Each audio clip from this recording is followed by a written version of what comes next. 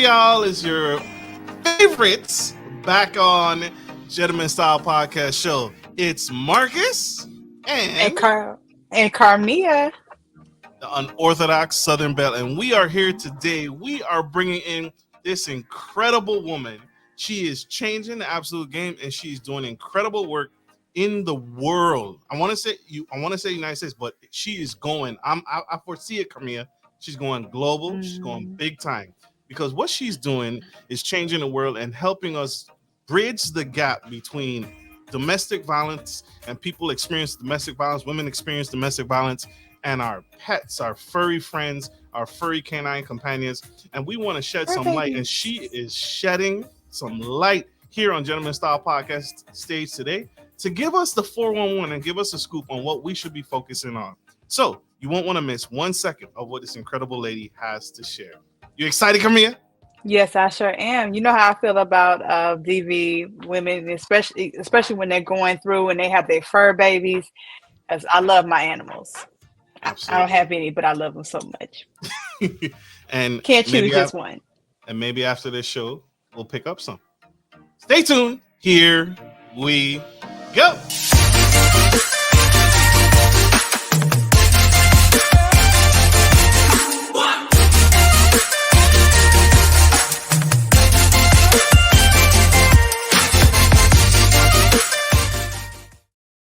Hey everybody, it's your favorite host Karmea and Marcus at the Gentleman Style Podcast Show, and we have the incredible Miss Dr. Cook coming to the Gentleman Style Podcast stage, and she is bridging the gap between our furry friends and our canine companions, all pets. We're going to ask her that. We're going to find out the details here on the show. We're going to talk about her company, Prine's Backyard Foundation. She's making global change across the United States and expanding, and she's helping bridge that gap between our furry friends and domestic violence. We're going to talk about abuse. So if you are tuning in right now and you can't handle it, stay tuned, because you need to handle it and you need to deal with it, because this is important and this is necessary. She is absolutely necessary. So without further ado, we can't hold this lady, incredible lady, back. Please welcome Dr. Cook to the stage. Welcome to the show, ma'am. You look fabulous. Thank you for joining us on Gentleman Style Podcast Show. Thank you for the invitation. Thank you for allowing me to share space with you. I appreciate it. We appreciate you. What you are doing, doctor, is absolutely important and it's necessary. And we got to get this message out. When I found you, I was like, we got to have her come here. We gotta have her.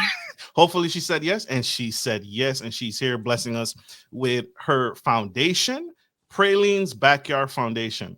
But at first, I feel like there's a story.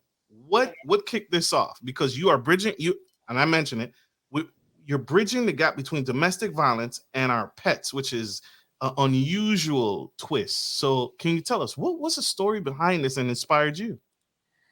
It's a long story. I don't even know, how do I start? So, unfortunately, I had a lived experience of domestic violence that got me even involved in the whole domestic violence arena. And so when I went to undergrad, I went to Oakwood College in Huntsville, Alabama. And as part of our internship for my bachelor's program, we had to do a internship. And I did one at a crisis line. And I just began to hear these people's stories. I went on to graduate and I went on to volunteer at a domestic violence shelter. And at that shelter, I would see incidences where survivors would go back to the home of their abuser because they wanted to be with their pet. And this happened for years. I knew it was something wrong with the problem, but I didn't have a solution to that problem. I just thought, like, that's bad. Like, there's got to be a solution. And this is over 20 years ago. And so shelters did not allow for pets then, and less than 20% allow for pets today. However, I didn't have the tools or the resources to solve that problem back then. And I've always loved animals. So I went on from volunteering at the domestic violence shelter to volunteer at the local humane society. And what I would see on the other side of that story was survivors would come in and relinquish ownership of their pet because they were going into a living situation that did not allow for pets. Again, that's a problem because a person is giving up their pet, not because they don't want their pet anymore, but because they're going into a living situation that doesn't allow for pets. They really just having this unstable time in their life, right? And so then COVID happened. And then I just saw the domestic violence rates go up, and I had these two previous experiences with pets and domestic violence. And I was like, And I was also in the middle of starting a business. And I knew that in that business that I would also provide housing to pets of domestic violence survivors here in Atlanta, which is where I live.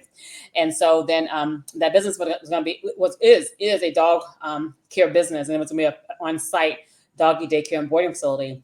And part of the business plan was to house, at least have 2 spaces for a survivor's pet at that particular facility. I began to share that story online. It just began to build in addition to my business, and it just kind of spiraled. Initially, I had just Praline's Backyard Dog Services, and then it ended up being a foundation, a nonprofit arm to that business, and that's kind of how it spiraled on to that. I never went into it wanting to start a nonprofit.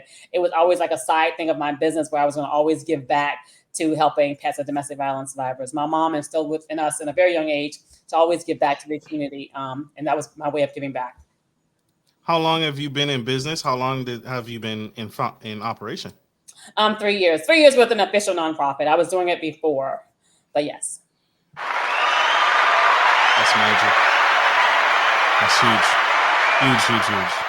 So I'm sorry to hear that you were a victim of domestic violence. It happened while you was in college or after? It was in my living situation. Unfortunately, my father physically abused my mother, and I saw this growing up. And that relationship ended, thankfully, but definitely an experience that has profound impact on my life. Yes, ma'am. And so that shocked me. That was a shocking statistic that you said shelters, less than 20% shelter animal. That don't make any sense. Your job is sheltering animals. So what or you mean like shelter like domestic? No, I mean like a human shelter, like a domestic violence shelter, Mm-hmm. or even domestic violence shelter, less than 20% allow for pets. Even in general, if I was homeless and I was going into a shelter, less than 20% still accommodate pets as well. Like there are people that go into homelessness and they have pets. Like I could lose my house today and I still have a pet. So if I would go into a shelter environment, that shelter most likely would not allow me to take my pet with me.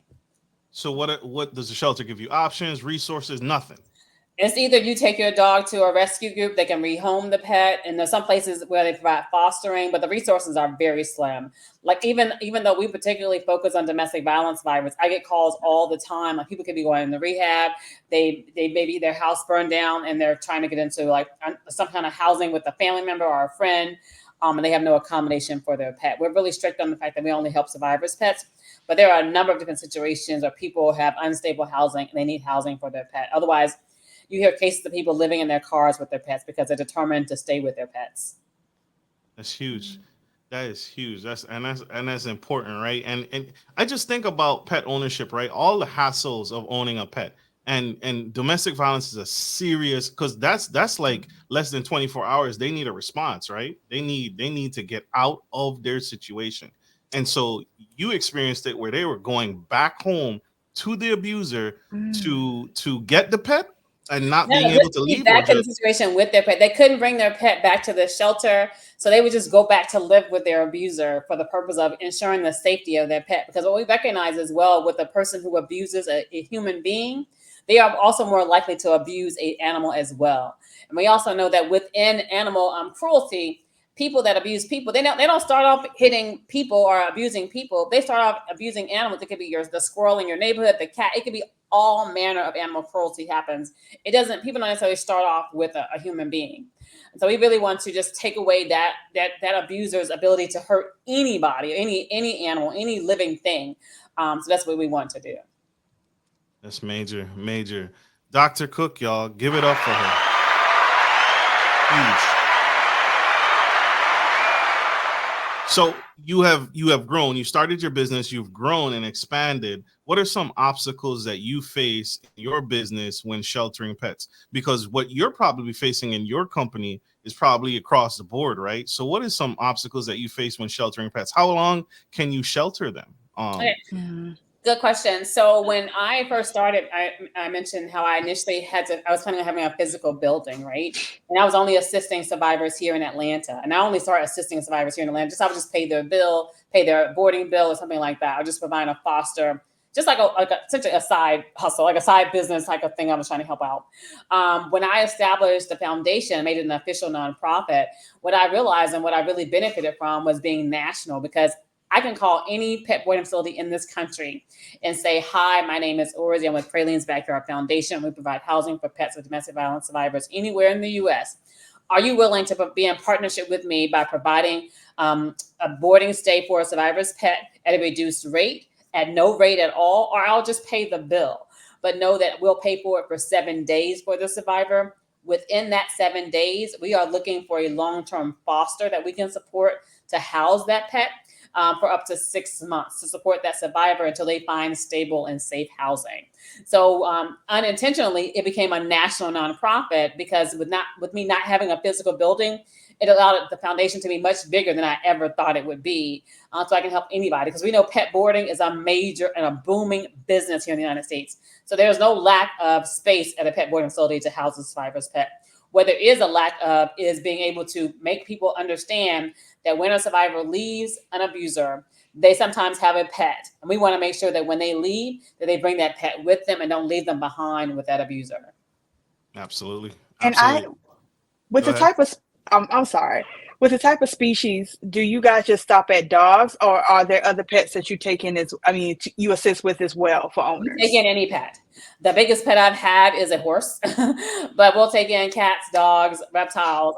There's a whole list that we have on our foster website that we say, what pets are you available to foster? So, but mostly it's just dogs and cats, but we can take in other animals as well. Oh.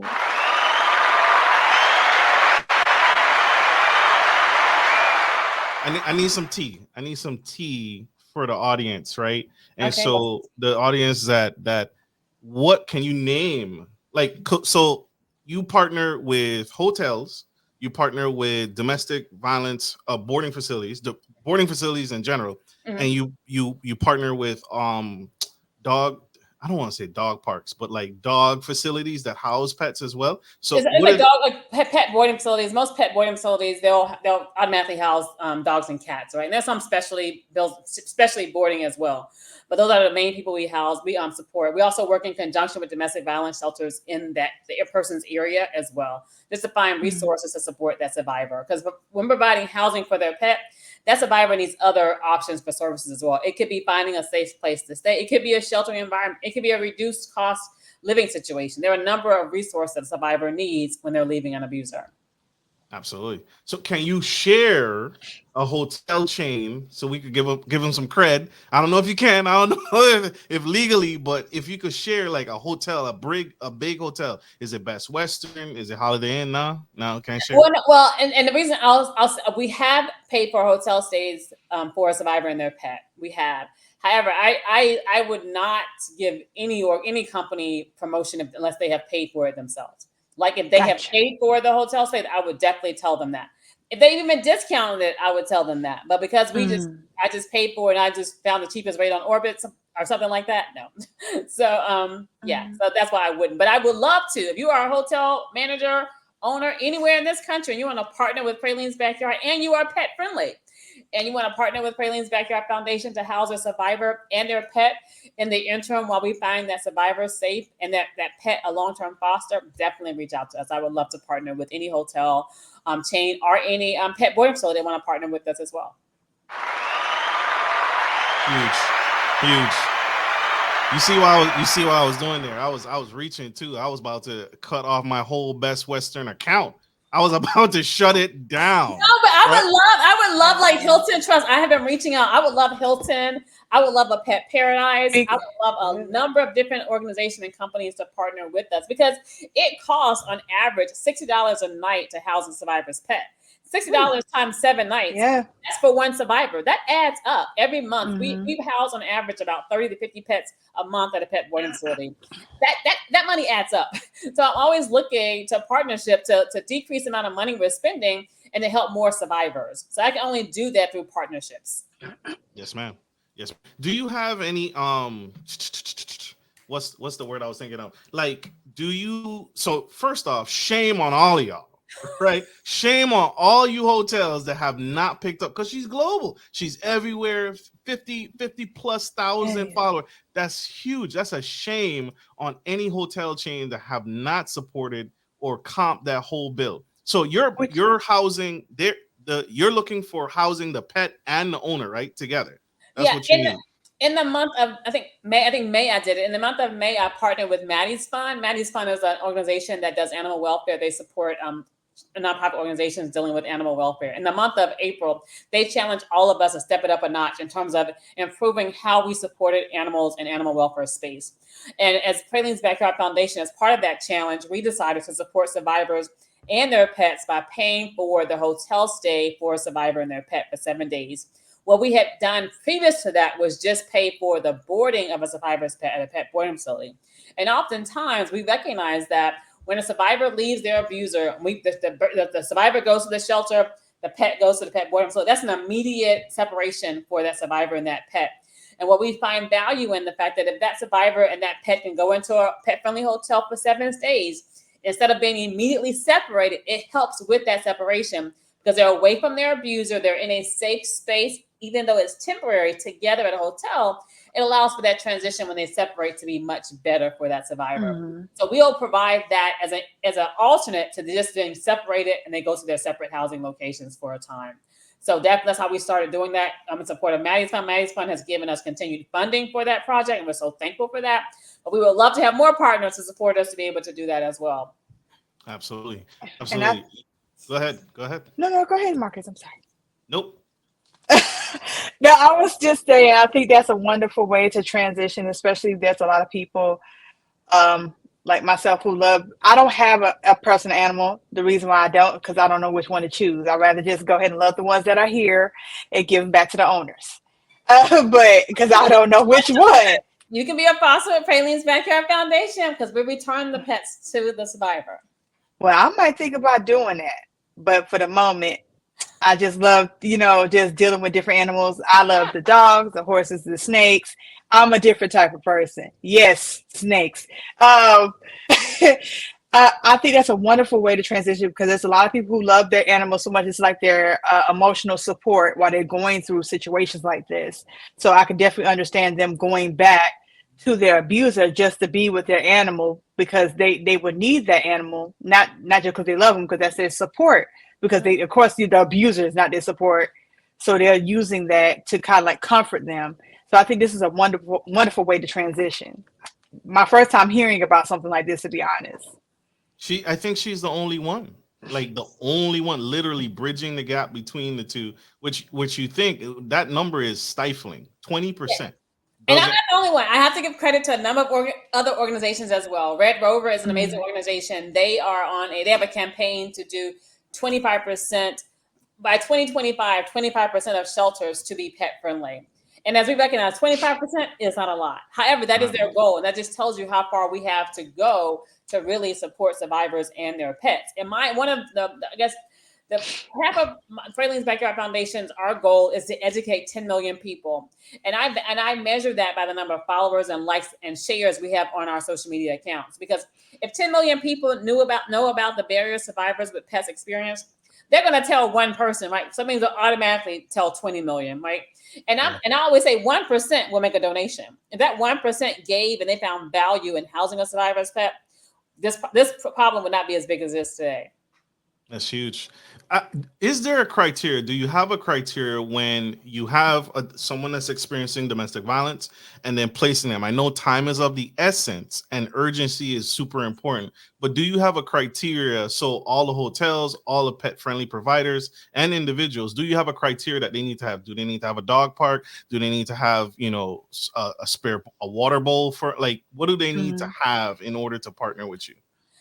They have a loving heart and the space to support a survivor in a time of need. If you're a hotel, you have to already be pet friendly. I'm not trying to ask you to change your policy for your hotel. You're already pet friendly. You've already made regulations and guidelines for how you maintain pets in your facility. I know I've stayed at a number of different hotels. Some hotels provide dog beds for the pet when they're in the hotel. They have a dog park. Hotels have done amazing things to support just people in general traveling with their pet. So we don't have any requirements for a hotel besides being pet friendly. In regards to a pet boarding facility, we go by whatever guidelines they have. What we have encountered with some survivors as they're leaving an abuse situation, they necessarily don't have their vaccination records for their pet. That's why I always encourage people as well when they're leaving to have like a go bag, because people, I should mention this to you, people necessarily they call us, they're not ready to leave at this moment. What people are doing is finding out what resources are available to them once they do leave.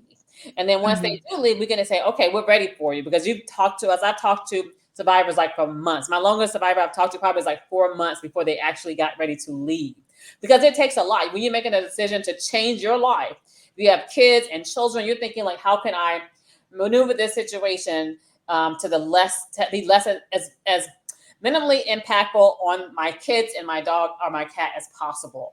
And so that's why it doesn't happen just overnight. For some people it does, and most people, they're just like, it doesn't happen like that. It takes time for that survivor to actually get out the door and leave and don't go back. How long what's the minimum you've housed a owner and their pet, and what's the longest you've housed them or provided housing? We'll support up to 6 months. 6 months, and I'll say people go from 4 to 6 months with our support. That's the average. Absolutely. Get on it. I'm holding these hotels accountable on this show. Right? I'm a harp that song until the cows come home. I have 2 questions, but we gotta go to a commercial break. We got sponsors on the show. Don't go anywhere. Stay tuned. Stay with us. We'll be right back, y'all. Good day, podcast listeners. This is your boy Marcus Norman of Gentleman Style Podcast Show. I wanted to let you guys know that we will be rolling out a new feature and adding a join sponsor button next to the subscriber button here at the bottom of your screen. Once you click the button, it will display 3 membership levels: Gentleman Gentry, which is our entry level; Duke Duchess, which is our season level; and the Emperor and Empress, which is our most sophisticated level, which you will receive unique perks and benefits at each differing level and gain access to our community tab. We will also be sharing polls, upcoming events, and interviews, as well as receive feedback from our sponsors directly. Your support helps me find new and exciting guests to bring to the stage live. Well, in order to get the higher end speakers, it requires, you guessed it, money. So thank you for tuning in to my channel. And if becoming a sponsor sounds good to you, then select the join button below and choose your desired sponsor level. Let's continue to grow and serve the future of generations of men and women to come. Love you guys. Bye.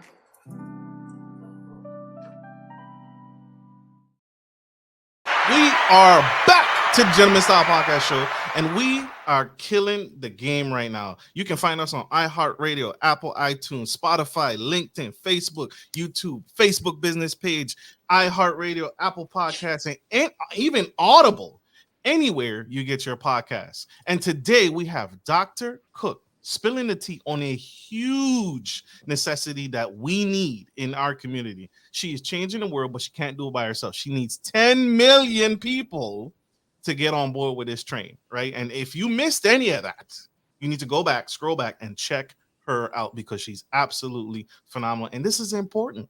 This is absolutely crucial, and we need to look after. Domestic violence is serious alone, and it never. Did it cross your mind ever, Karmea, the correlation between our pets that we leave behind in these horrific situations with these crazy people? This never crossed my mind. To be honest, yeah, it did cross my mind because like I said, I don't have a fur baby, but I think about so many people that do, and these couples that get together and things happen like domestic violence, and they got these 2 fur babies, or they got these pets, they got the cats, they got these guinea pigs in between them. And what happens when one person has to leave the situation just to be safe? Like, what happens to their fur baby that they have? That they have to make a decision on whether I'm gonna leave them behind or whether I'm gonna stay so I could be with them. That's a rough decision, especially when you use your fur. You love your fur babies like your kids, and some people love them more than their kids. But that's another story. Yeah, that's true. It's true, and it reminds me of a situation where this lady, she wasn't. I don't know. She didn't say if she was in a domestic, but she left abruptly, just left the house. But she always, every time I would see her or talk to her, have some coffee, she would always talk about it. She's like, I miss Snowy.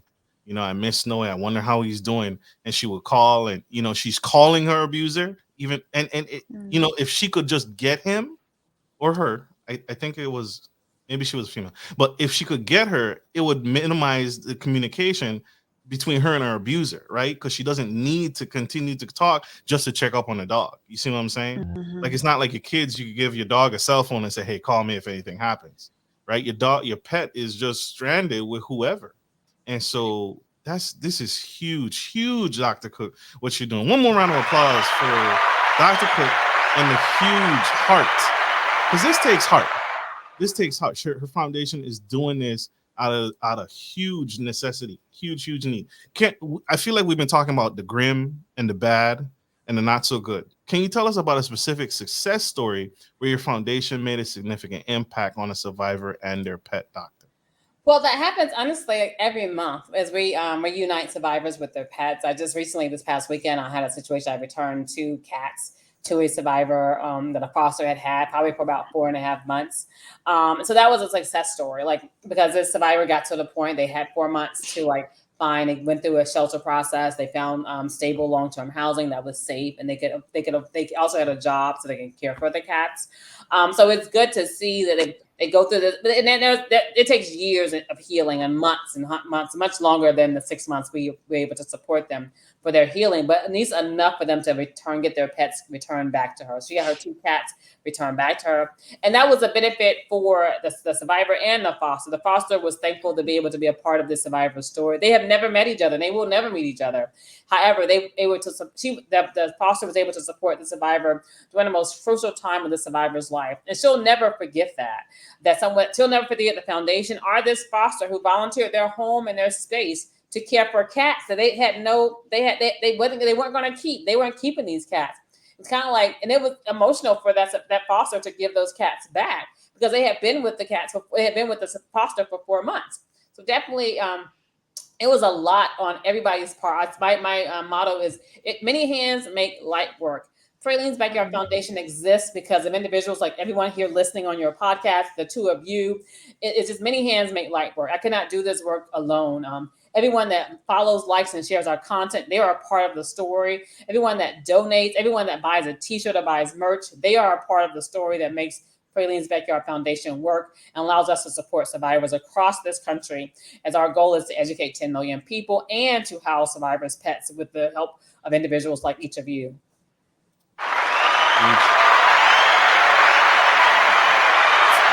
Huge. For our audio listeners who are not watching this, right, because we're on Audible and everywhere else that you can get your podcast, it's pralinesbackyardfoundation.org is that website. www.pralinesbackyardfoundation. It'll also be in the show notes. You guys need to click that link. Check it out. If you are a person, I know a lot of dog walkers. I'm snitching. I know a lot of dog walkers. All you dog walkers taking that money, y'all need to volunteer on this. Get program and house some pets for these people, right? Yeah. Because it's an emergency, right? Just put it right up there with P. Diddy party and emergency get out and everything, right? Gotta get out. She got out. Sister had to leave, right? Well, let me add on to that. I would love for everyone to sign up to be a foster. I actually went over my Google ad campaign today. We look for fosters. Our most needed states are Texas, New York, and California. So just know that you get when you sign up to be a foster, on our page it says partner with us is the phrase on the page. And by partnering with us, you can be a foster with us. Are you a pet boarding facility? Are you a pet friendly hotel? And what that means, it doesn't mean that we're going to put a survivor or a survivor's pet in your facility today, right?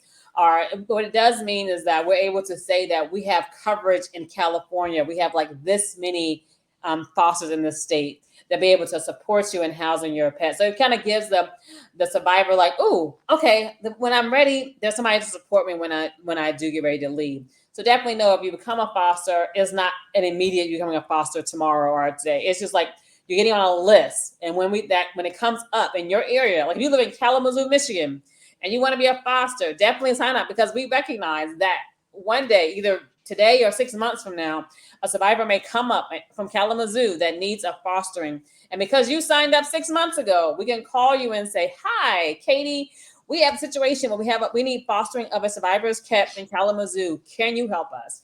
You can say yes or no based upon your situation, and that's fine. But it's like maybe the next time you can foster or this time you can foster. So just know we need many hands, make light work, and we can do this work with each one of you. Absolutely. So, Doctor, I want you to call out these states individually. I know it's on the screen, but again, we got an audio listener here. So call out these states. Y'all failing, right? Well, okay, let me zoom in with my eyes. I know California is there. I know Texas. We have Florida, and we have New York, which I said those are our most needed states in terms of needing fostering. We have the purple states, which are Nevada, which also we need some more partners. We have Montana. We have Utah. Let me get a little closer. Colorado, Missouri, Tennessee. So, but yeah, these are definitely anywhere in the U.S. where you live. Definitely, we can use more fosters. However, we have Texas and California, New York and Florida because we get the most calls from those states. The need is still there. The rates of domestic violence are pretty consistent across the country. It's about 30% women experience domestic violence, and about 20-something% men experience domestic violence. I put those numbers up once a week. I highlight a different state on our social media. So you can go back and look through our social media to find your particular state and their statistics on domestic violence. Absolutely. Woo. We snitching this episode. This is the snitching episode. People make the assumption that it doesn't affect. It's 1 in 3 women experience domestic violence and 1 in 5 men, I believe. I may get that number wrong sometimes. But it's give or take that experience violence. And that means each one of us, the 3 of us, we know someone that's experiencing domestic violence. They may not have told us that. However, we know someone that's experiencing it unbeknownst to us. And just by us knowing that, we can just share. We just talk in our casual conversations. I learned about an amazing organization that houses pets with domestic violence survivors. Just have a conversation. And people are made aware of the situation, whether they need it or not. Continually sharing the information, and people will share it and share it and share it. Facts. Share.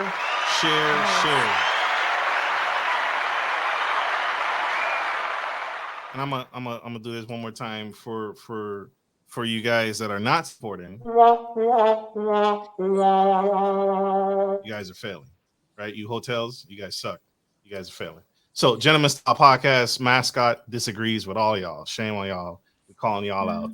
Y'all I tell people there is a whole process. Because I've talked to a few hotels. There's a whole process, a lot of bureaucracy. I've also worked for government agencies, so I know there's a lot that goes into a company making a decision, especially on a corporate level.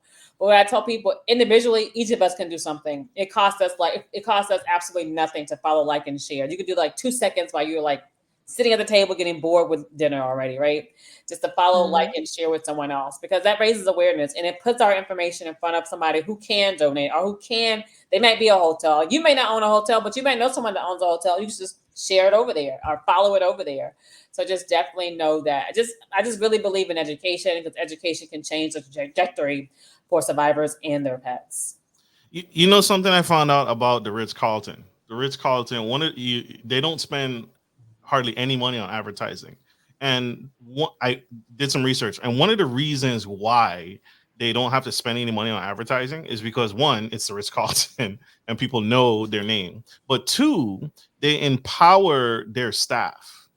They give power to their staff to make executive decisions on their level. Mm-hmm. And each employee of the Ritz-Carlton has a 2,000, 3,000 pound or dollar credit card to use at their discretion for any customer service related issues. And so if you stay at a Ritz-Carlton, and I'll give you an example, someone stayed at a Ritz-Carlton and their bags got delayed. So they were missing their underwear, some fresh linen and stuff like that. So the elevator attendant who busts their bags up to their room, they're communicating how frustrated they are because the airline lost their bags and they don't know when they're going to get fresh linen and fresh clothes. And the busser is listening to this. The next in like 2 hours, they had fresh underwear, fresh linen, bottled water, deodorant delivered to their room just because the elevator attendant did that and use their credit line to purchase their customers that. And so even though, yes, there's a lot of bureaucracy, I say all of that to say there's a lot of bureaucracy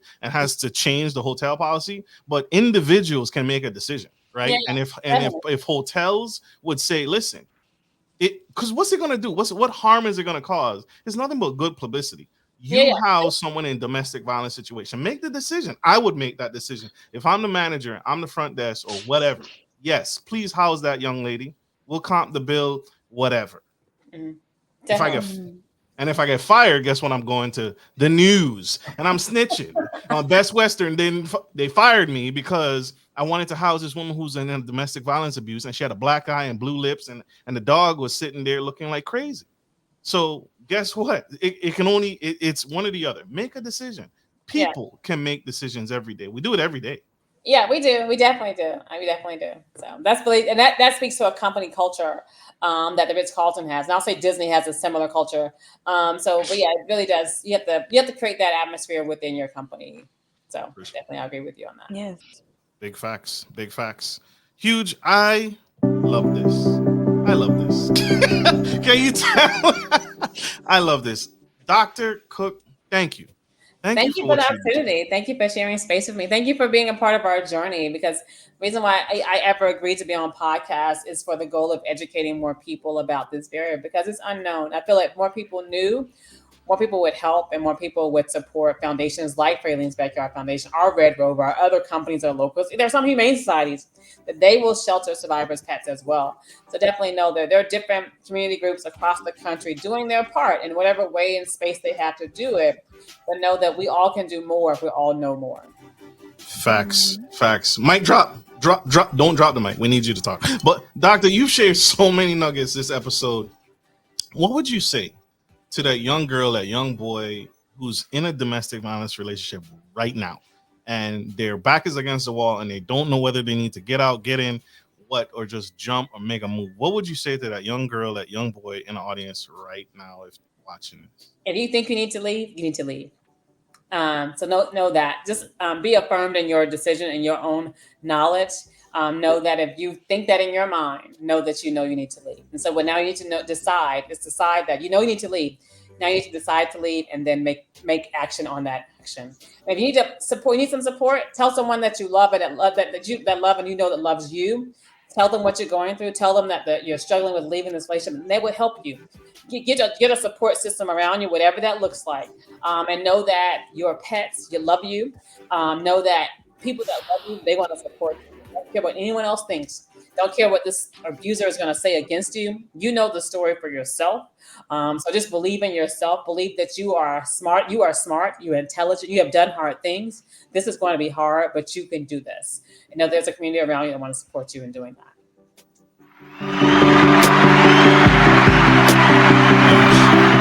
Huge. Yes. You all, Karmea, you got any words for our audience? I can't come behind that. I got nothing. So you can put me on the spot though. I'm okay. Well, being a strong, anyone who's going through a domestic violence situation, I want you guys to know that I think you are still strong no matter what you're going through.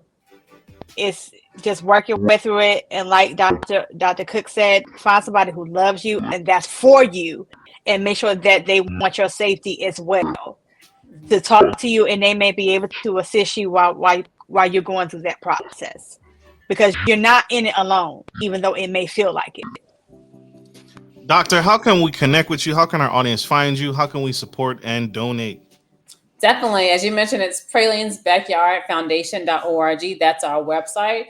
And you go on all social media. It's Pralines with an S _backyard on all social media platforms. All of them. So definitely look us up. We would love your support. Definitely know that follow, like, and share our content. Comment on the comment on any of our posts if it resonates with you. But definitely follow, and share. And we appreciate your support. And we want to educate 10 million people. So help us do that. Absolutely. Do it. Do it now. Do it right now. Right now. Right. You all, this has been an incredible episode. This has been a powerhouse. We keep supporting, keep donating, keep giving, and keep a heart out. That's how you change the world. One family, one household at a time. That's how we change the world. It may seem like a small thing, but you're making a difference. It just takes one. So keep going. Doctor, I want to say to you, don't ever give up. We need you. Oh, never, not at all. That's not even gonna happen. You mentioned something earlier. What happens?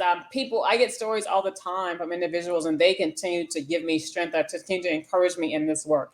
Because some people, like maybe 10 years ago, 20 years ago, they left their pet behind with an abuser, and they always question, like you mentioned the story of the young woman that you knew about, and they always wonder what happened to their pet. But I always encourage people to know our pets know us, they love us, and they know what we're experiencing, even though they don't have the voice to speak it. They know, and when you left your pet behind with that abuser, they know why, and they want you to be safe. And maybe it didn't take them with them, but no, they wanted what was best for you at the same time. Absolutely. Have you ever had someone not come back for their pet? Nope, I have not. Nope. No, people want their pets back. No doubt, they want their pets back. Yeah. Love that. That's that real family. Yeah, exactly. Because you've gone through this horrific experience, you're not going to leave your pet. Like, I have not had that, thankfully. But yeah, they want their pet. Like they're because what we also do is we give them updates on their pet when they're in fostering. Our foster send us pictures. We'll send the pictures to the survivor. It really encourages them through their healing process. Super dope. Hey, come get your dog. It's losing its mind. Come. When you gonna be back? No, I'm just kidding. But yo, that's powerful. She's never lost a case, y'all. I love that. Oh yeah, and we have our motto. Our motto, I didn't say this, but my shirt says "No dog left behind," and so we also have no cat left behind. Our thing is no dog, no cat left behind. Oh, no animals left behind, but no pet. No pet is trademarked by somebody else. I have these two trademarks. So no dog and no cat are trademarked for Pralines Backyard Foundation. But we know that our idea is not to leave any pet behind. So yeah. Absolutely, do not leave your tarantula. Come get your tarantula. No pet left behind. We love it. Thank you all for tuning into the Gentleman Style Podcast Show. Thank you for allowing us to serve you in this way. We hope this message was powerful. We hope it is educational, and we hope this changes the game and changes you all's perspective on just domestic violence. There's a whole nother level now to this thing. Mm-hmm. So hope this inspires you guys to take action. That's what we want to do with our platform. Karmea and I, we want to change the world one interview at a time. Amen. One household at a time. So we gotta let Dr. Cook go. She got many more. She got an animal scratching the bits right here, chomping on her legs. She's like, it's feeding time. But thank you all for tuning into the Gentleman Style Podcast Show. Like we end every show, take care of your friends, take care of your family, and always take care of business. This is Marcus, your favorite gentleman, the lovely, incredible, amazing Dr. Cook, and Karmea Wells, an Orthodox Southern Belle. We love you guys. Take care. Signing off.